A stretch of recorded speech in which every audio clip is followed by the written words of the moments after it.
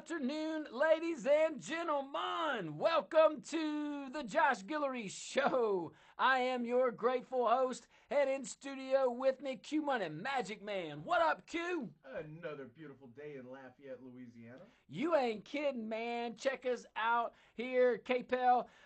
Rumble.com. Look, check us out at KLFY Plus. Shout out to all our viewing and listening audience. We certainly appreciate you guys. This segment brought to you by my boy over there, Keith Kishbach, Kishbach Construction. We certainly appreciate you as well. All right, let's dive right into it, shall we? Yes, indeed. There's so much to talk about. It is an interesting day for sure. I mean, we're gonna lead in with something that I had no clue was the law in Louisiana. We'll come to that. Okay. Remember the Leering Center? I kind of leered at us a little bit. Yeah, it did, huh? I'm wondering, does Ilhan Omar know of the Leering Center? Oh my gosh, and I feel so bad. I have a little company right by me, a little daycare, and I thought it said the Learning Center, and I was like, "There's a real Learning Center." It was like the Learning Tree or something. Oh, Yeah, but still, it's not the Leering Tree. Leering. that is true. Maybe they don't have ends from where these folks, or I don't know. You know, some languages don't have vowels or something. No, that Somalia's gonna be on the same alphabet as us. I There you believe. go. But it's interesting because originally they said it was a misprint at the sign shop. Jeez. And that had Always an questions about excuse. Always something.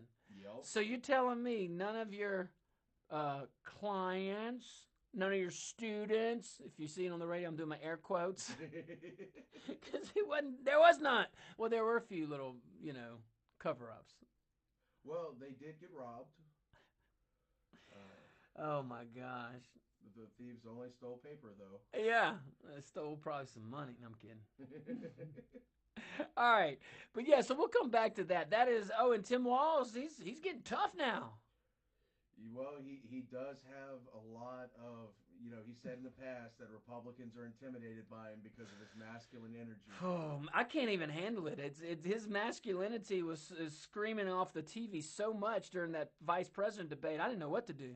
It was intimidating. Yeah. That had to temporarily Is black it- out the screen. Is it like the goofy quirks that intimidate us so much, or is it just like the whole that kind of stuff? Look, I just have to go back to his words. He said that Republicans are intimidated by him because he can work on his own truck. That thing a catalytic converter? All right, let's go to Louisiana. Right down the street in Baton Rouge. Man, here's what's I did not know. I did not know this about our state. Right now, if you show up to vote without a photo ID in a state election, okay, in Louisiana, you can actually sign an affidavit. You don't have to show up with a photo ID. You can do an affidavit right now. You got to swear who you are, and you vote only once. Right, but isn't that just a provisional ballot? Well, no. You're thinking of a conditional ballot, and a conditional ballot is what we're trying to turn to. Wait. So you're telling me I've had my entire life hearing about how important voter ID is. Yeah. Hearing how Louisiana excludes voters because we require voter ID. Yeah. And this whole time, you just had to sign a piece of paper? And let me tell you another thing. Had I known, I would have been doing an affidavit the whole time just cause. Same. Like, why? My mind is blown right now. Like, Well, unless the rule currently is if you have a valid driver's license, you have to show it. Which I don't think I think it's if you don't have a photo ID. That's how I just read it. If you don't have a photo ID, you can just roll up in there in Louisiana. well, I knew for federal elections you had to be able to cast a provisional ballot just to satisfy federal rules, but I didn't. Those ballots are only counted if they need to be counted, Right. And if after the fact it's proven you are who you are. Yeah. I did not know. This is wow. Quite a shock, huh? Yeah. Now, Louisiana has said, though, that voter fraud is very rare. How would you know? Right. How would you know? Well, someone signed an affidavit. I mean, like really, like an affidavit and what? Like that's so. Like I said, I might have to retract. I've always said that the Democrat Party, the leadership, they have to work real hard to get 110% voter turnout. And it turns out they don't have to work really hard. They don't need just dead people. You could just roll up in there and yeah, I'm him. Yeah, I'm her. Precinct 101, Precinct 102, Precinct 103, Precinct 104. How many votes you want to cast? I'm just still in shock. How many votes do you want to cast? You could have poll watchers there. Oh, look, Johnny Smith isn't voting yet, and I knew he moved to Montana anyway. Why don't you roll up in here with your affidavit? Ooh, the Malcolm Smith in Beauregard Parish, he didn't vote yet either. Come on down. I'm just telling you, I had no clue this was the law. I'm starting to understand New Orleans so much better. So much, huh? Like I never understood how their voters could constantly vote the way they did, and now I'm starting to understand why people have talked about the dead voting. Right. I mean, jeez, but maybe they had to come back to sign it. I don't know. So I only know of one person coming back. All right, so there's a bill in Louisiana in our legislature that would basically end all that. Okay, and instead, it's kind of like what Quentin was saying on the federal side, provisional. We'll call it a conditional ballot here. That's cool. So you can still roll up in here, but that ballot only counts if you go prove your identity within 2 days. Okay, so a lot of our elections are on Saturday. So my understanding of this bill, it's calendar days. It's not legal day, non-legal holiday days. All right, so Saturday election, you got till Monday. Now I don't know if it's what's that? I think that's fair. I think you should show up with it. I don't think even that's fair. Yeah. I think you should have to do all this before you go vote. Yeah, because can't you even use LA Wallet now to vote? Yes, it shows your ID right there. It's valid. So what's the excuse? There is none. This is so silly. How many times do you how long between now and just the runoff elections or the primary elections? May? That's a couple weeks. Yeah, we're just a couple weeks away from early voting starting. So you can't go and get. We have to wait 2 days after? No. How about 2 days before? Get your butt in there and show it. Right. Like everybody else had to do. Right. Jeez. But I want to focus on the positive. That was very good. This is a good one. Okay. Again, that's the shift. So, but here's the deal. There's a second part that also addresses all this, and it tightens what counts as an ID, which I think is fantastic. I think this is a great provision. I'm sorry. I know. Why do we need to tighten what's classified as an ID? It's stupid. How? What do you show to go to get? Do you have? I was gonna say, what'd you show to get your license? But maybe you don't have a license. So here, this is what this bill would do. It would narrow it down to driver's license, passports, military ID, a few others, government issue IDs. Student ID, not on the list. Why would it be? I agree. So if you don't have photo ID, you're stacking documents, basically. Birth certificate, Social Security, all that stuff. Maybe utility bill. But you're piecing it together to get your particular ballot counted. That's something. Yeah. But I'm with you. So here's how it's being sold. Uniform rules. Makes sense. How about this? This is how you sell it. Common sense. What are we talking about? Right. That would be my press conference. This is common sense. Any questions? That would be it. Anybody have any thoughts? I mean, come on. So uniform rules, same standard in every precinct, which is really, I thought was a thing. No confusion, stronger election integrity, all the things that you would think proponents of this bill would push. I'm so confused on the variety of IDs available to be used right now. There's no excuse. Wow. There's no excuse.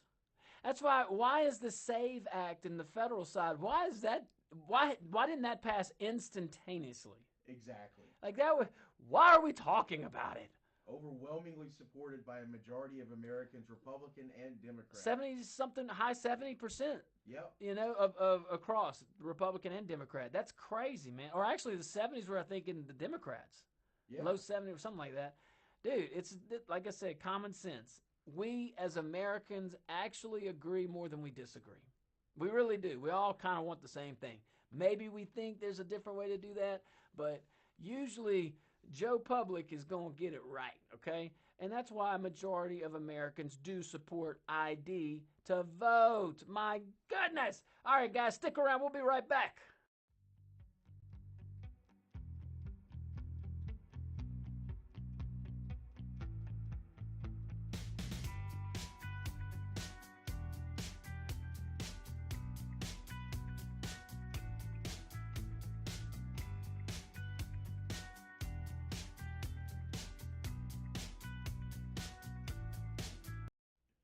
Welcome back to the Josh Guillory Show. Man, let me tell you about my friends over there at Giles Volvo here in Lafayette.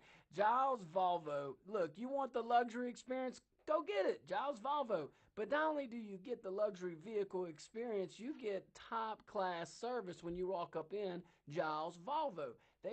It's conditioned. I'm not even going to call it training. It is now innate within them just to try to deliver as much value to the customer as possible.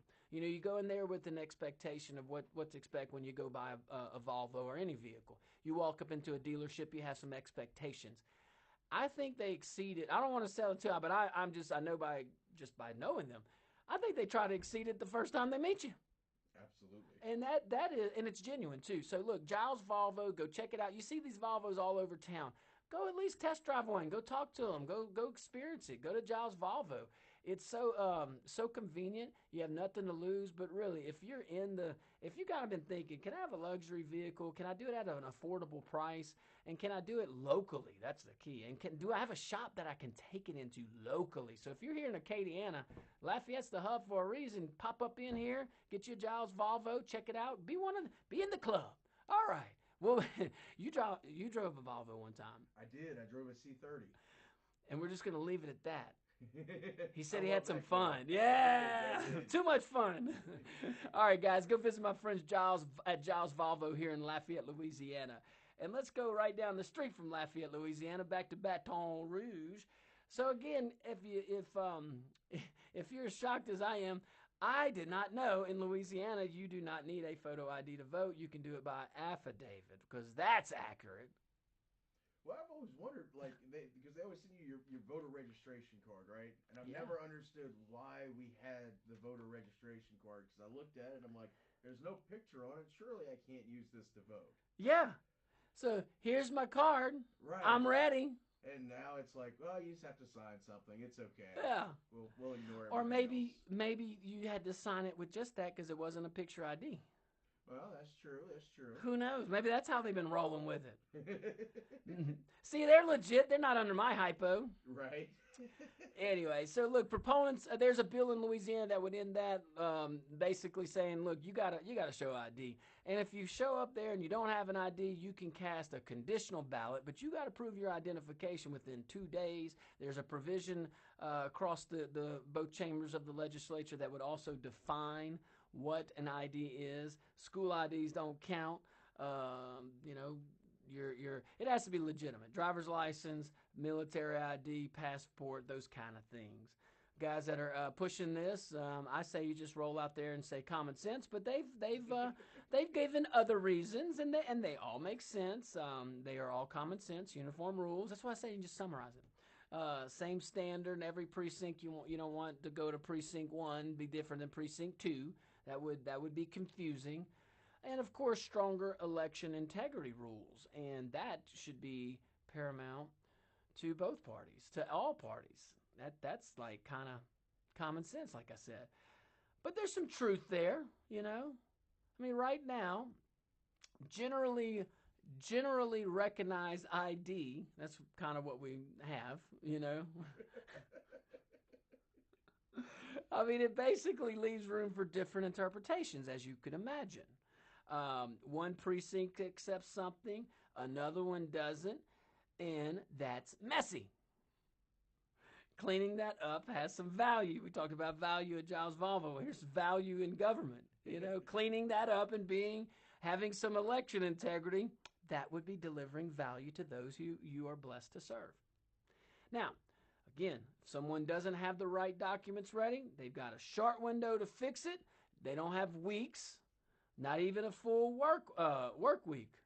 We got a couple of days to show that you are who you say you are. And that's where critics are pushing back, as you can imagine. They're mad about this. They're saying some people will fall through the gap. Not because they're ineligible, but because they can't get the paperwork in time. Boy, it's April 29th. You're going to wait till the day of election just to roll up in there willy-nilly? I'm going to sign my conditional ballot, and I got to prove my ID within 2 days. You can't do that now? Let's not forget early voting, too. No joke. That is so... See, and here's another thing. What's up with the two... I know it's a conditional ballot, so I'm assuming it's only counted if it's needed. Like if it's within that window right. that close. But I don't know. I don't know if that's the truth or not. But if that's not the case, I don't like. Are we going to wait 2 days now to get results? I think you should put it only for early voting. I think a conditional vote should only be early voting. Same. You got all this time to go vote or go get your stuff. It is a privilege. It is a privilege. You got to kind of, yes, the right is given to you after a certain age without certain conditions, but it is a privilege to select our policies. It's a privilege to select our leaders, the direction of our communities and states and our country. And, a lot of people gave up a lot of stuff for us to be able to have this privilege. It's a right, but that right is a privilege. And it's only a right because we, the people, have given it a right, which means we, the people, can take it away if we're not careful. I'm just saying. A lot of freedoms were taken away during COVID that you never thought. Yep. And some of them stuck around because government, you think government's going to leave that vacuum and not keep some power? And I remember one story, and I think it was out of Mississippi, where a church had local government officials going through their parking lot, taking pictures of the license plates of the cars in front of the church on a Sunday morning so that they could then go after the people who were violating the quarantine rules. Let me guess what party. Right. I don't know, man. I had some folks in the Republican Party. I give many people a pass, especially, if you were in office for the first 2 weeks. I think 2 week buffer. You know what I'm saying? I can give 2 weeks. Like 2 to 4 weeks. Time to understand. Understand the situation. And again, you saw different aspects of it. I remember going through COVID, being local, and I was so impressed with my fellow mayors in the parish. We were lockstep, but that's how we operated, 2 weeks at a time. Kind of figure it out. But man, if you put the wrong person or the wrong ideology in office, because I got to tell you, Governor Edwards wasn't as gung-ho about shutting things down at first as he ended up being. He just got so much political pressure that he had to, and he ended up giving in. And I think he realized after the fact, like, dude, I don't. Maybe he did, maybe he didn't. I think he did. How could you not? He had to. How could you not? And he had to know that all this stuff being pushed were pushed by elites in his own party, not even the regular folks. Yep. I mean, that's the regular folks. We were all concerned, but I think that it's fair to say that we've seen reality. So, look, we're going to take a tiny little break. When we get back, we're going to cover so much more.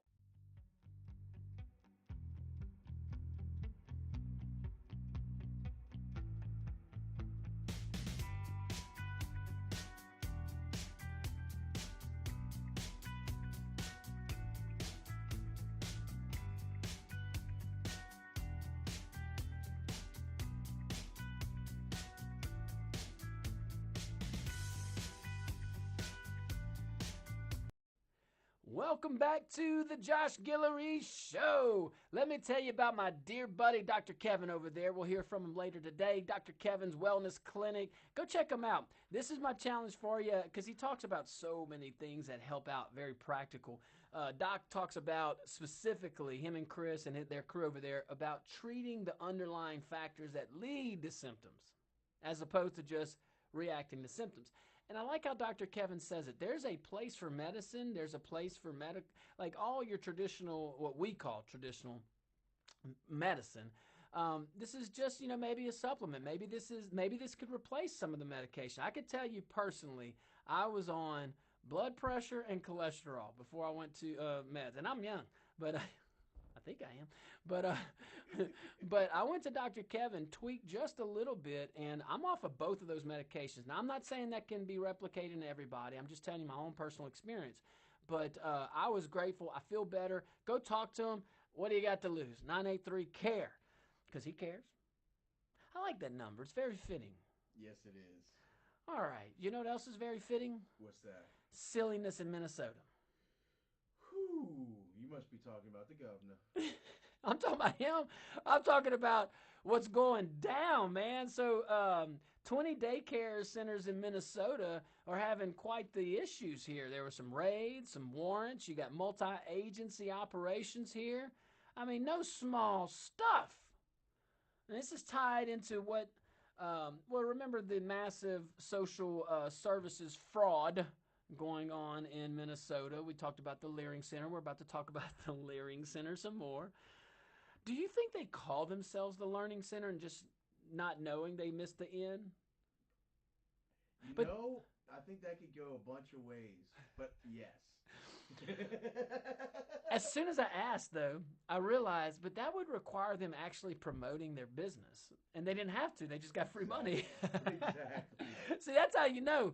In the private sector, yeah, if I roll up in there and I'm like, hey, come visit, come advertise on the show or whatever, and I give you Moon Griffon, it ain't going to come to the Josh Guillory show. You know what I mean? So, like, yeah, you don't have to go market your name when you're getting billions of dollars or millions of dollars, hundreds of millions of dollars. Like, they're probably laughing at us. Oh, they have to be. Look, they're probably in Somalia laughing like them dumb Americans. He did his little video and his documentary exposing the fraud, and like 2 days later, the Leering Center holds a press conference. Hey, someone broke into our building. They stole not money, not TVs. They stole our business records. They stole all of our documentation. Can y'all believe that? And they said it with a straight face. It's some people, I'm convinced. Now, I don't know, okay? Maybe you do. But I am convinced, because I've been around them. I think some folks tell themselves something so many times. Yes. That they start to believe it. Absolutely. I think these folks, some way in their mind, just, not all of them, but I bet you there's a few over there with the Leering Center operation, all these 20 daycare centers. That's the daycare centers. It's sick because there's other services that were abused, like elderly services and things like that. People that like are real people really depending on these services, okay? But anyway, I don't know. Let's move on. I was going to make another little point, but I want to touch on this because, we're talking billions. When we first, you remember when we first covered this, when everybody started covering this, we thought it was 1 to 2 billion. Yep. Remember, and that was still speculation. Like, man, this could be over $1 billion. This could be, and then it's like, it's maybe 1 or 2 billion. 9 billion was one number I saw, but I want to say it was maybe higher than that. But even if it's not, to continue to grow. That's crazy, man. Look, I don't care if you are a Democrat or a Republican here, okay? Remember, we do agree more than we disagree. This is something that we can agree on. When you have such a massive program, it breeds this kind of fraud. We're going to break it down a little bit as we go along in our discussion. But think student-teacher ratio. What's easier for a teacher to oversee and teach and grade objectively and individualize if you can? What, 20 students or 20,000? You see?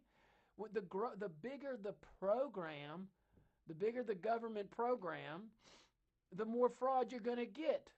That is the bottom line. So whether you identify as a Democrat or, you see how I did that? Or if you're a Republican, look, this is something we probably can agree on.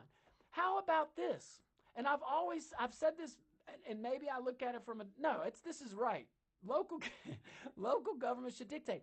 Even if the federal government says, or even if everybody agrees, hey, we should help out these daycare centers in impoverished areas, or we should, whatever your genuinely good faith idea is.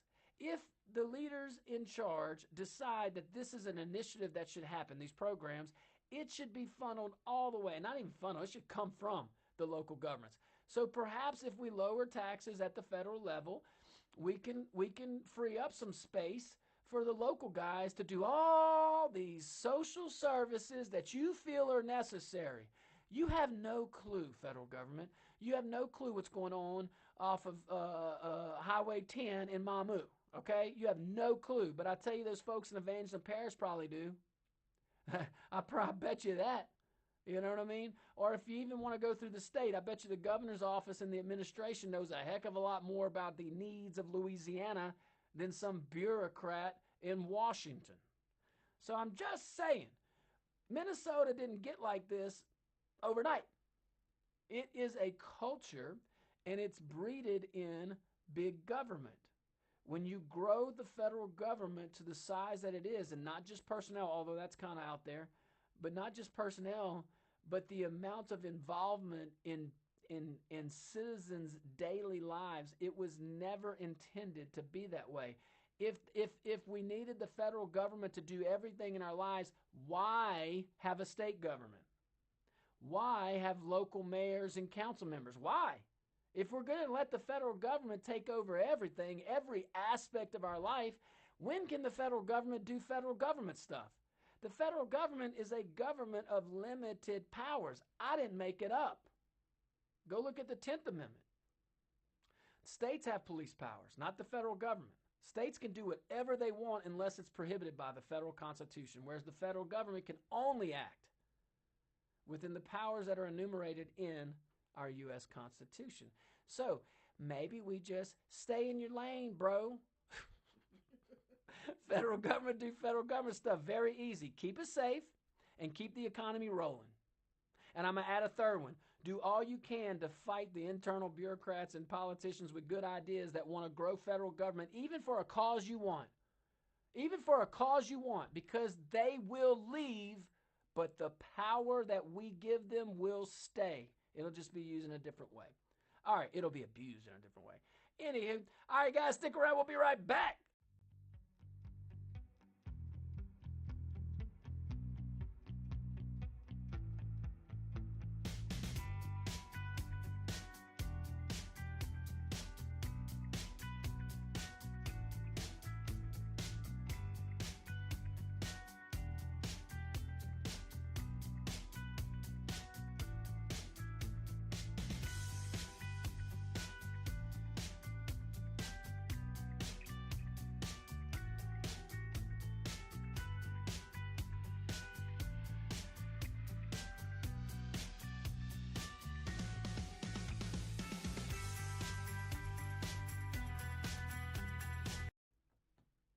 Welcome back to the Josh Guillory Show.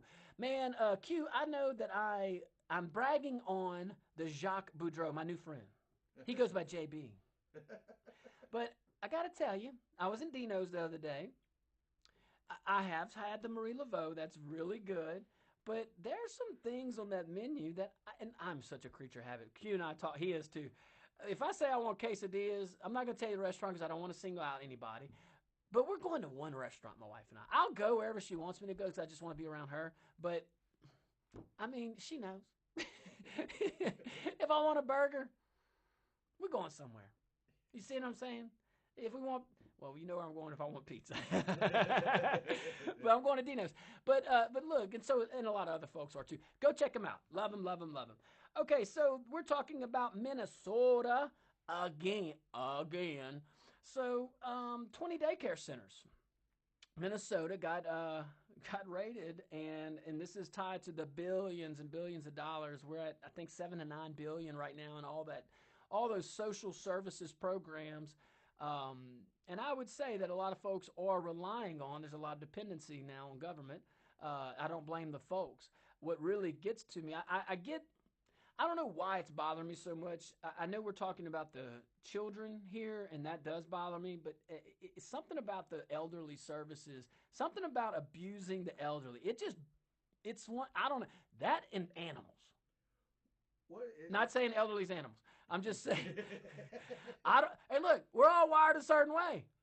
For whatever reason, it really bothers me. And I want, because look, guys, we're not talking about the Leering Center missing some paperwork or some permit or rule or some administrative, like they were supposed to have their utilities back, they didn't get a permit for that. We're not talking about administrative work where no one's hurt and it's just like a mistake.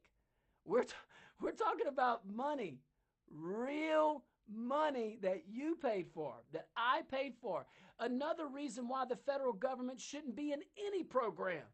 I have no doubt that the citizens of Minnesota and Minneapolis and all those places have people in need. The question is, who's in the better position to satisfy that need? First of all, who knows the need more than anybody? That's the local government. That's that mayor and those council members. They know more about what's going on and the need of their communities, whether it's a liberal cause, a conservative cause, or whatever. They will know better than people even in the governor's office or the president's office. But the governor's office will know it more than the president's office. Even in this, look, even this president, who I voted for 3 times legally, not one of those conditional ballot things. But really, primary. Well, let's see, primary. One. No, I voted for him 4 times. Because this last time. So the primary the first time. 1, 2, 3. I don't know. I can't keep count. I voted for him every time he's on my ballot. That's fair. So let's keep going here. So let's see here. 20 of these folks. 20 of these locations were multi-agency raids there. But when you're talking about billions of dollars, like I said, we ain't talking about no paperwork. We ain't talking about an accident on some kind of rule that they didn't do. Okay, this is real stuff. That's $9 to $10 billion that could be going to local communities. I know it'll be hard for us ever to see this in our lifetime, but boy, I hope it is. There's a lot of people that talk about it. I figure some of those guys might get elected. And then if enough of those guys and gals get elected and they're not corrupted by the dang swamp, it happens. Maybe we'll try. Maybe we'll do some things.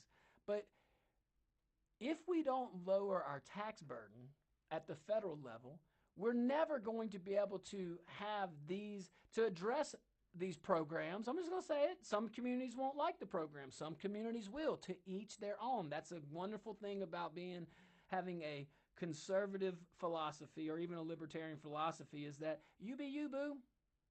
You be you. You want to go live in a city or a town that is so progressive and they take most of your income and give it to causes that don't really benefit folks as much as that they think it does. Great, go do that. Because guess what? The oversight in that left-leaning town will be so much greater than at the federal level. You're not getting billions of fraud here if it's at the local level, in my opinion, or it's less likely. It's more easily, there's more oversight. There's a lot of eyes on you at the local level. And especially in areas like Minneapolis, where there's plenty of media coverage to be able to expose all this stuff.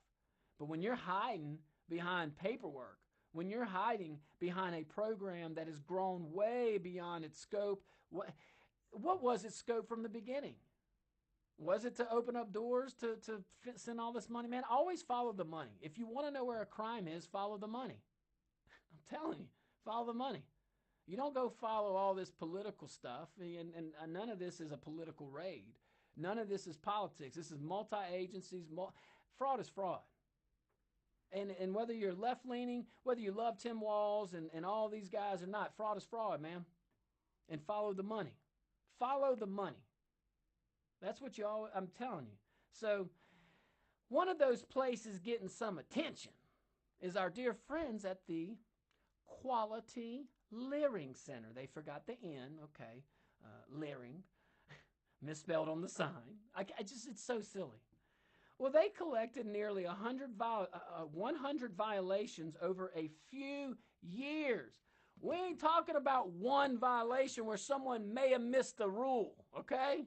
Some rule out there, which, we got them for a reason, but it's none of that. And even if it was 100 of them, 100 of the same thing, I'm not talking about different things like, hey, we got you on 100 different situations here. This A, B, C, D, and but they're all independent. No, this is the same type of activity 100 times. Once, I get it. Twice, I get it. Maybe even a third time, okay? It'd probably be hard on the second, right? But 100 times. Here's another question. If Trump wouldn't have won, would we know about this? Nope. You say no. I don't know. I mean, I'll give some people benefit of the doubt. But I don't think so. And I always wondered why she chose Tim Walz as the running mate. I have never understood that. Maybe we do now. Well. No, maybe we do now. If they would have won, he's the vice president. You think they're going to look at his backyard? That's actually a really good point. I never thought about that. No, that's a really good point. It makes it all go away. I mean, and it's sad. It shouldn't all go away because of that, but it does. Yeah. And it's. Hey, you know what? What we're seeing now is more truth. So truth is good. Good, bad, or ugly. Truth is good. You can live with truth. You can work with truth. We should all seek truth. But that's something. But in this situation, I mean, this is what these guys were doing. They were basically billing. I don't even know if I should say it like this. I'm giving them too much kid gloves. They were billing beyond capacity. That was a kind way to say it. That was a really kind way to say it. They were billing beyond their capacity. And somehow still operating. Okay. So zoom out. I mean, because we're not talking about just the Quality Leering Center. Does their paperwork with the Secretary of State, I'm assuming it's just like Louisiana. Yes. Does it say leering or learning? Learning. Okay, so they at least got it right on their official paperwork. And in the state database for daycares. Yeah. Oh, there's a database. Well, the only reason I knew was when I looked at it because I was looking up the violations. And there were 100 entries. That's right. Yeah, you did say that. I wonder where I got that from. Good research, Mr. Producer. So we do try to give you quality production here, quality show for our viewing and listening audience who definitely makes the show. So Minnesota, you've already seen this because it's been on the news. We've covered it. Minnesota's been ground zero. You hear me? Ground zero for what is now looking like the biggest fraud scandal in the history of the country. But guys, this is in Minnesota. I'm telling you, it's all over the country. There are programs in the federal government through USDA. You don't know about that. Go look it up. You may. USDA and all these other grants and programs that were funneled with very little oversight, and you're starting to see folks pay the consequences. So look, stick around, guys. Hour number 2 right around the corner. It's going to be great.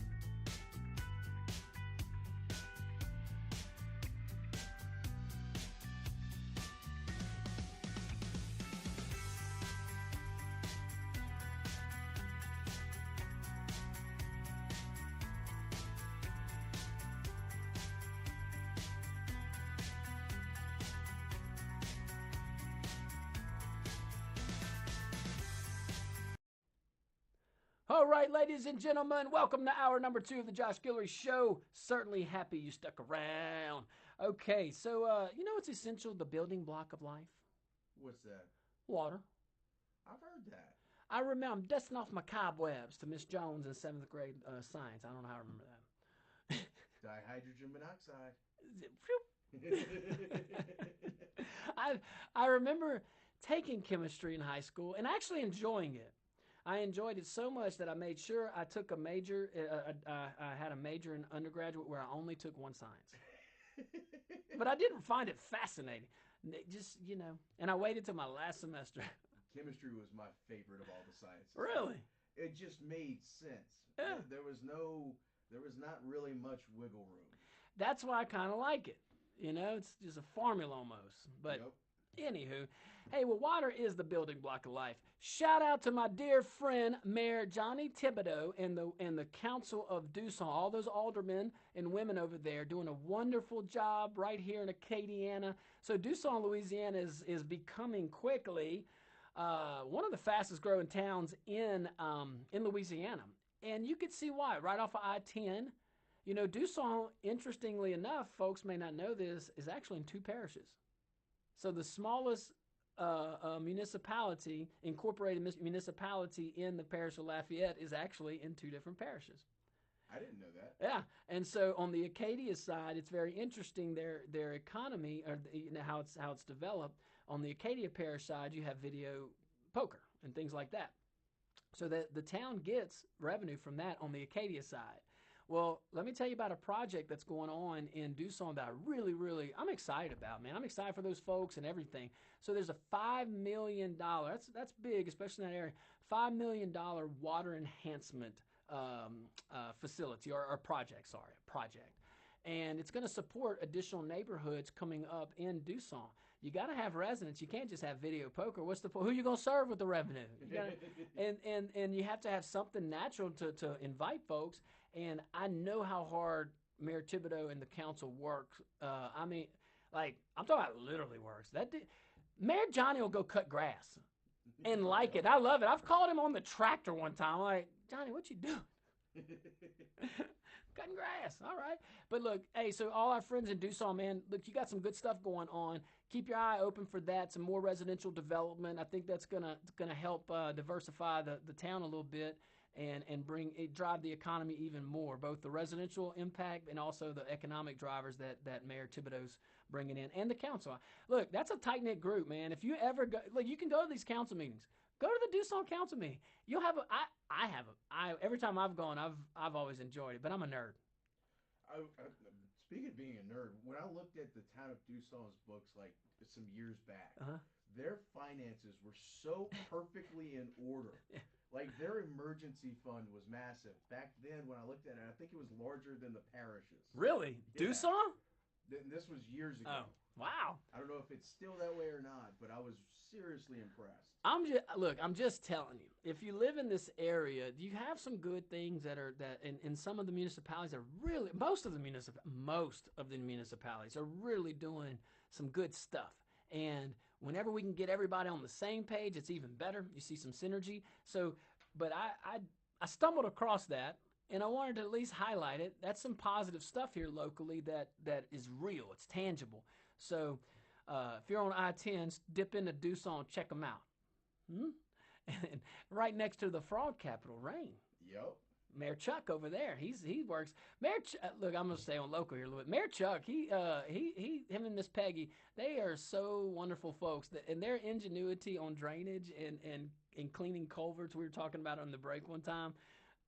That's why I'm saying, like, if you got a mayor that cares, I don't care if they're Democrat or Republican, you're just gonna get more oversight at the local level than you would at the federal level.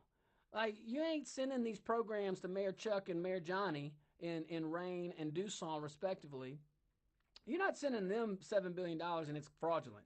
That mayor is going to make sure when that money comes, even if it's proportionate, let's say it's $500,000, they are going to make sure that money is like squeeze out every ounce. I'm telling you. So, and let's, now that we've given a shout out to local folks and local leadership, whether we just gave 2 examples, let's go more to the national level. You had some?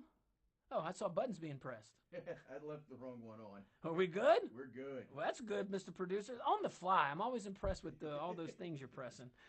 Remember the time I got us off the air for a segment? I do remember that. In my defense, it was 8 segments that day, and it was the first one. And I wasn't here. I was at home. You were sick as a dog. Like 102-degree fever. The only reason why we went live is this trooper over there puts me on FaceTime. Now, mind you, I have never run the board before, okay? Never. And he's on FaceTime. Well, press this button. I'm like, this one? And showing him. All right, let's go back to Minnesota. So I'm going to build on the same story that we talked about earlier, and we've been talking about it for months, it seems like. But let's take that same story. Let's go a little bit, let's go one level deeper. This Minnesota situation, it's not isolated, and that's why I want to dive into it just a little bit more. And again, when government gets big, fast, and loose with oversight, you're going to see more and more of this. And you're going to see government, and anytime the federal government's moving fast, you really should look at it. Because like that to me would have been a signal.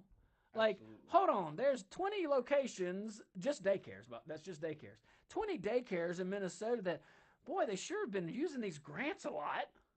Yeah. Maybe we should go visit them. Weren't they the fastest growing program in the country at one point? I don't know, but how could they not be? Yeah. So we're talking about a tiny window. The Biden administration, 4 years. Kamala Harris right there. And I'm starting to think, I don't know, but I just thought about it last hour. Perhaps picking Tim Walz was by design. Yeah. I don't know. I tell you what, that would make a lot more sense than seeing the reactions of officials over there. It's like they're just scrambling. Like maybe they thought no one was going to get caught.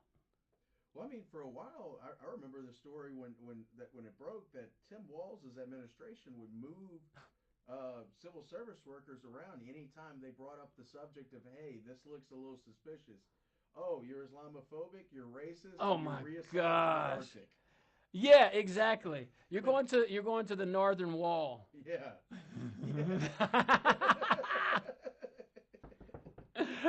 But think about the timeline here. Like, I'm just telling, like, this is all kind of coming together. Follow the money. It's these learning centers. It's not like they didn't go get a permit or local law that they just in good faith missed, like a one-off. You know what I mean? Like, oh, I was supposed to turn in this application, and I didn't turn in the application.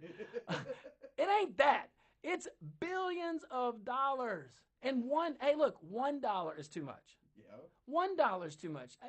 It just seems to be highlighted because of the massive amount of fraud. And the government should be looking at that. These are taxpayer dollars, man.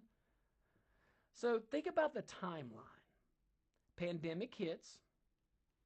Money floods out. Programs expand virtually overnight. Rules get a little relaxed. Verification gets a little weaker. Just have to do an affidavit. And speed becomes the priority. Like that's my observation. Never was it to give quality services or any services. Speed. They needed to outrun this. And some, quite frankly, probably did. There's probably a whole bunch of money in Somalia right now.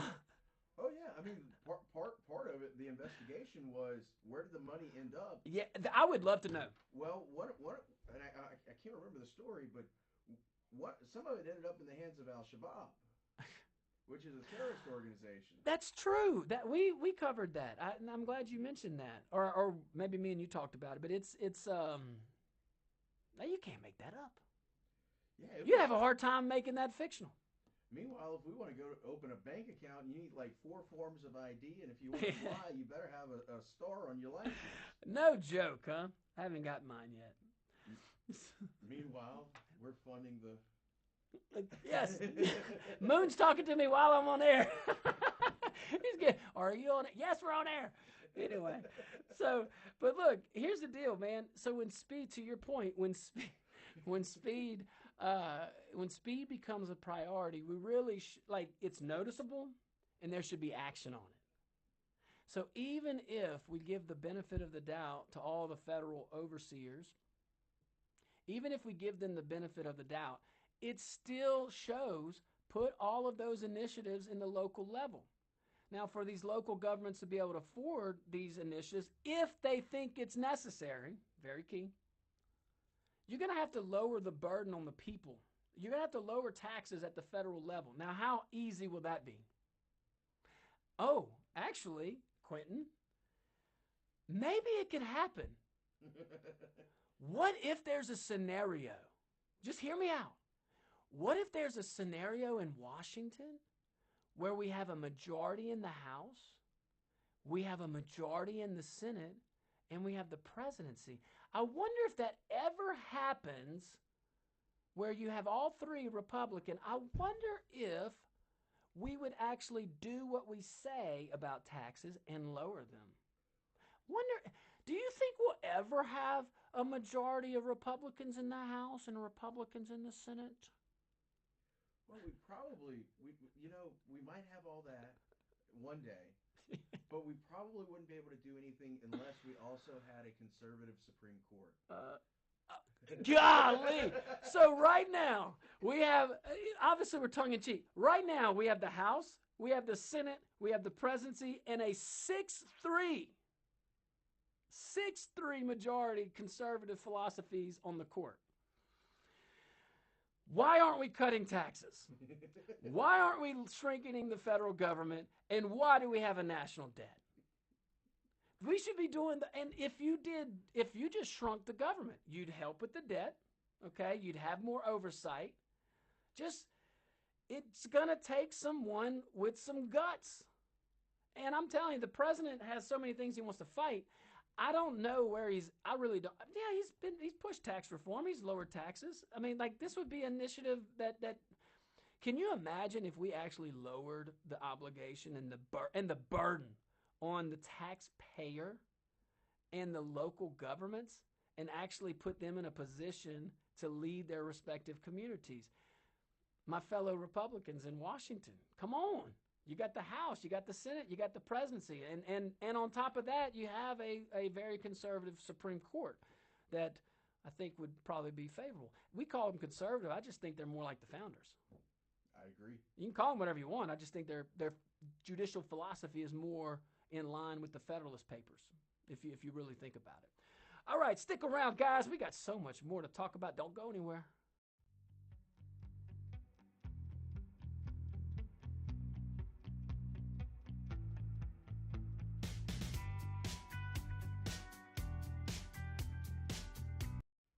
Welcome back to the Josh Guillory Show. Shout out to my folks over there at Stan's Auto, man, for all your automobile needs. Really, go check them out. Stan's Auto, 2 locations, one in New Iberia. Great location off of Admiral Dole, can't miss it. Great people over there, great everything. Also in Lafayette, off of Ducey and Johnson, right there by the Grand Theater. And we'll hear from Dr. Kevin here in a bit. But look, guys, 983 Care. Go check them out. If you got questions, if you're feeling kind of groggy, or you just want to see what your blood looks like in a very detailed way, go check them out. 983 Care. So we're caring about the Leering folks in Minnesota. Actually, we're caring about all this fraud that went down.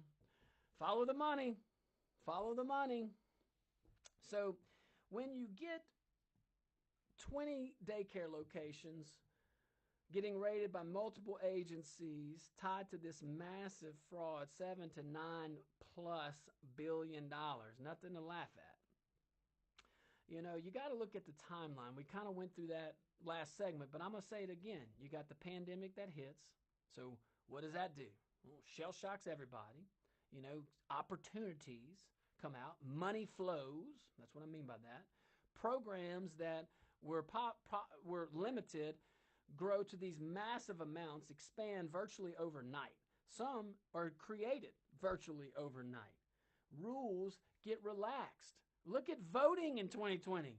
I just can't get the image of the voting drop off, the ballot drop off place. I think it was Philadelphia or something like that, where it was like flowing out, falling out. Yeah, that's real secure. People damaging them and stuff. You saw that? It's just crazy. So when you get all willy nilly like that, and you start relaxing the rules, because we're in a pandemic, follow the science. Verification, all that, authentication, oversight, it just gets weaker. Just gets weaker. And again, the primary goal of these folks becomes speed. Because I've often wondered, how in the heck do people think that they can get away with this, with fraud, like especially with money? Like, how would you think, like you know you're going to get caught. How could you not think you're going to get caught in time?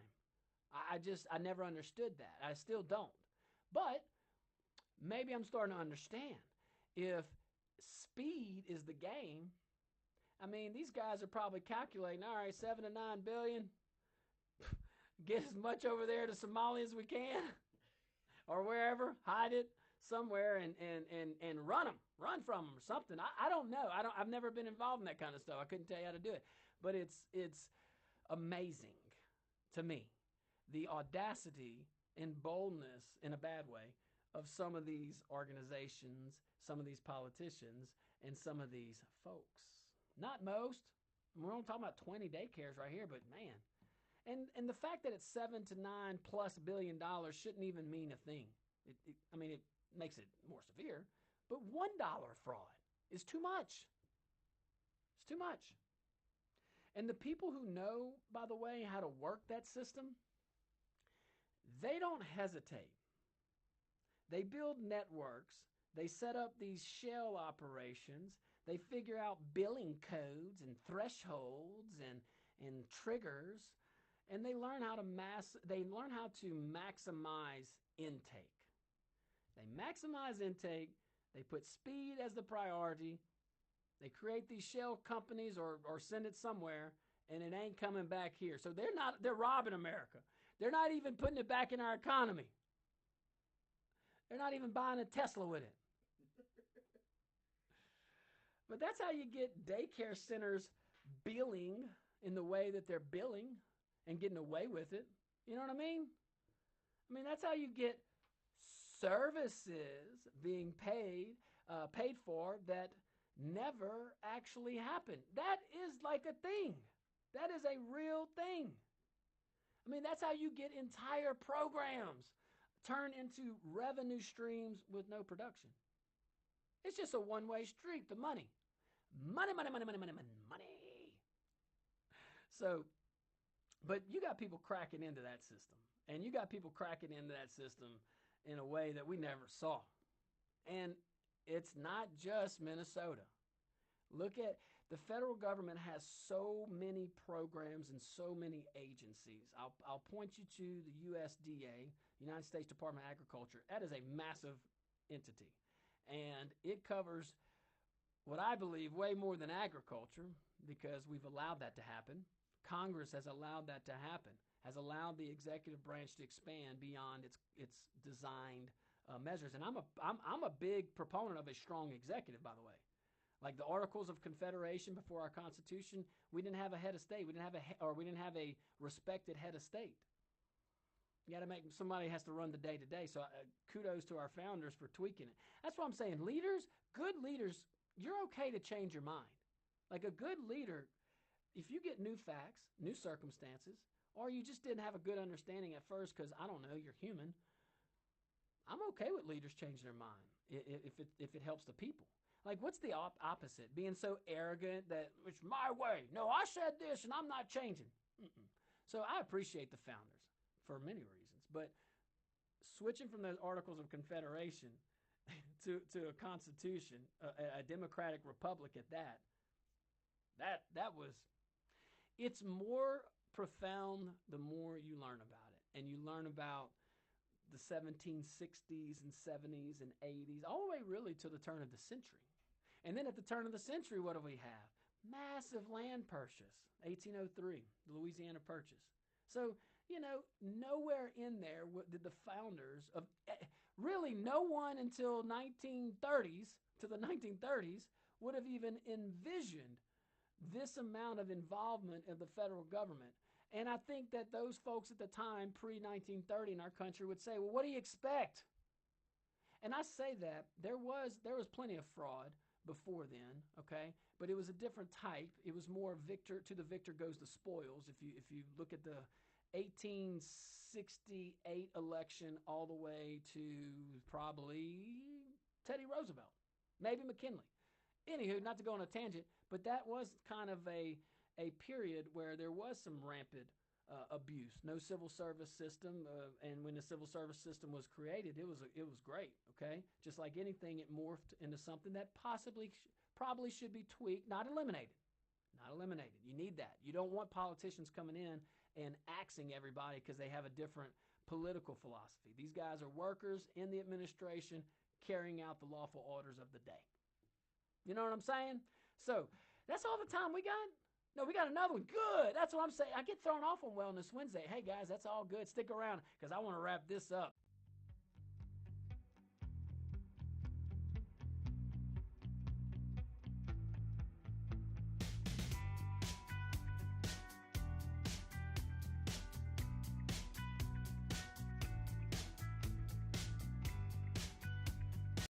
Welcome back to the Josh Guillory Show. Man, please take a moment, take this in. Giles Volvo. It's right here in Lafayette. You see Volvos all the time around town, around the region. If you want a luxury experience, Volvo's right there. And not only that, they can work with you on making the best option possible to you, whether it's financially or picking out a color. I mean, and by the way, I'm amazed at the color selection. Yes. There's a few things that stand out. So I'm over at Giles Volvo, and I'm noticing that. But really, the separator is service. They care about putting you in the right vehicle at the right time based on your needs.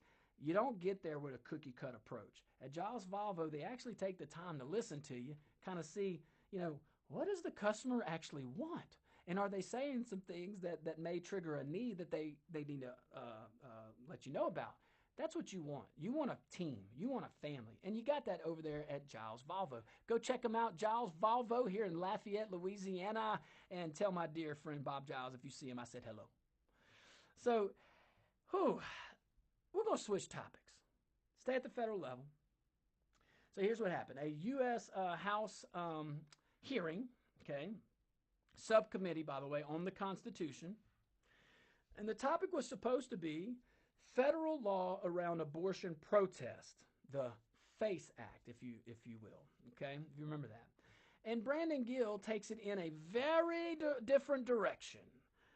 He looks at a pro-abortion scholar, Jessica Waters. How can you be a scholar on abortion? I was just thinking that. Like, is that I'm a scholar on abortion. What, you know case law? Well, guess what? It's overturned. And by the way, you don't need to be a scholar. You don't even need to be a lawyer. You don't even need to have a Juris Doctorate degree. Okay? Dobbs is very easy. It doesn't make abortion legal. It says that the federal government can't tell a state whether or not to ban or allow abortion. That's what Dobbs did. It overturned Roe versus Wade and Planned Parenthood. This is a 1991 or 1992 case, I think. Anywho. But that's the ultimate ruling. So that's why you have places like California says, oh yeah, abortion. And put signs in Texas and other areas say, come to California, we're pro-abortion. And I say, keep on with that. Put them all over the place. Get all these left-leaning folks in one location. California. Home of nuts. Am I wrong? No, they actually grow like a lot of them. It's not pistachios, but I can't remember which one it is. Nuts and berries and things like that. Yeah. What's the big deal? A lot of asparagus. Lots. So this abortion scholar, okay, she was asked a question by Mr. Gill, very straightforward, and asked her point blank to name her favorite abortion method. Ew. Okay?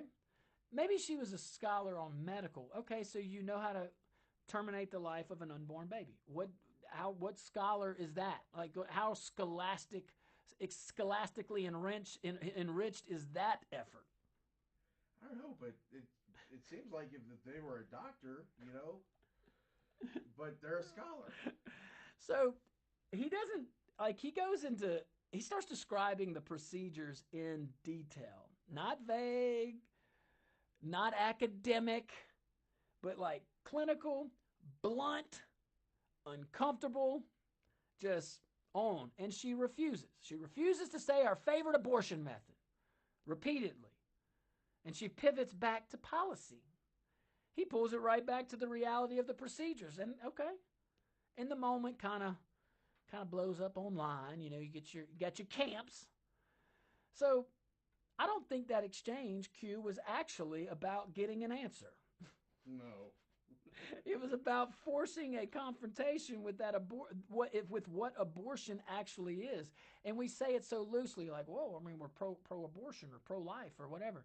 Talk about the procedure. And again, when we're talking about abortion, I ain't here to judge. We're all sinners. And one sin is not, sin is sin, okay? And let's all strive to be Christ-like. I get all that. But we never, there's three lenses. There's three lenses here. You got the mother, you got the father, and you got the child that's in the womb. That's the only three. We always talk about from the lens of a mother, women's health, things like that. And I don't downplay women's health. I'm not a woman. I am biologically a male and identify as a male. I'm trying to cover all my bases. But we never look at it through the lens, rarely I don't think we ever look at it through the lens of a father. And before Dobbs, I was salivating at the mouth to take on a case, and I almost had one because I can't just sue by myself. I have to have a client case or controversy. And I was waiting for a situation where I could represent a father and the mother had an unborn child, but like early because you gotta go to court. and I was going to challenge it and say, okay, we're looking at government. You gave the mother a fundamental right to privacy, where the state cannot deny abortion services. But you don't talk about the father's fundamental right.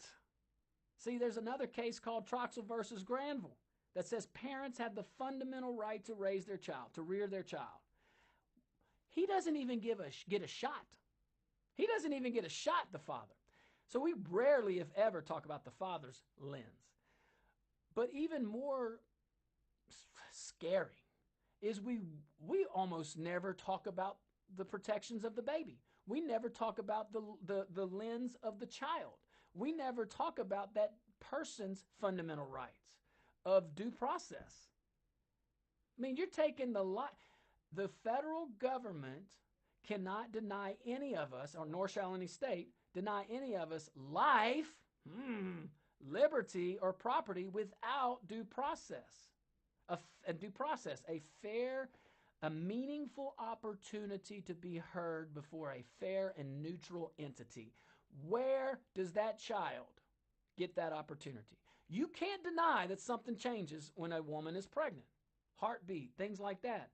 So it really goes into, from a legal standpoint, where do states define life beginning? And that is very subjective. You can have, and I say it's subjective and not even objective. Well, you can approach it objectively, heartbeat, things like that. But I've asked medical doctors, when does life begin? And they don't know. I say conception, whatever that is. But the nanosecond of conception, at its most earliest stage, should be protected. We were once there. We all came out of the struggle. You know what it took to get out here? We had to compete with 1 million competitors. We had to go in there and find one location. We get there. We go through all this stuff to change. It's weird. We're in a dark, quiet place. And then we have to make it out and survive. That's a lot of work all of us went through just to get here. And in the process, God gives us a soul, and it's wonderful. So I'm just saying, perhaps we should look at it. And when you look at it through the lens, that's why I like this gentleman asking those questions. He wasn't rude about it. Yes, he was confrontational by design.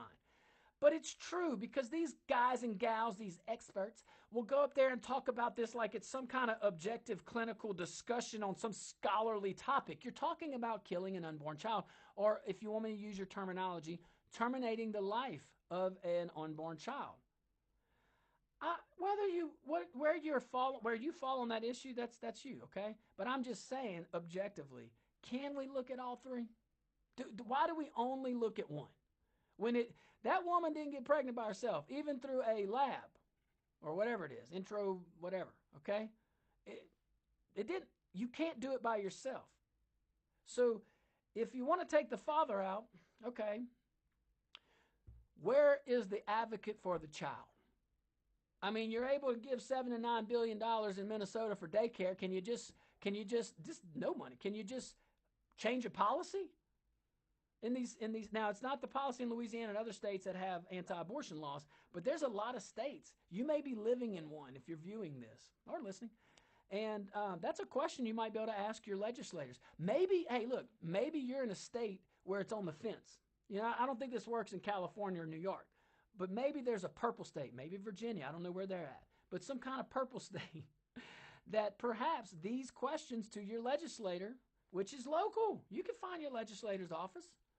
And perhaps you bring, or assemblyman or whatever they're called, you know, maybe you bring these questions, say, hey, look, I get it. Can we just look at it from a different lens? We want to be tolerant. We want to be we want to be fair and inclusive. We want to be inclusive. We want to include the vantage point of the father. We want to, and if you're in one of these women roar and I don't need a man state, whatever, okay, look at it from the child's standpoint. That's all I'm saying, Q. That's all I'm saying. Guys, man, what a great show. Thank you guys so much for sticking around. We certainly appreciate you every single day. Go check us out at rumble.com. You can look at old videos. Shout out to KLFY Plus. We replay every day at 3 o'clock. Guys, God bless you. Be careful out there and be kind. Wellness Wednesday right after this.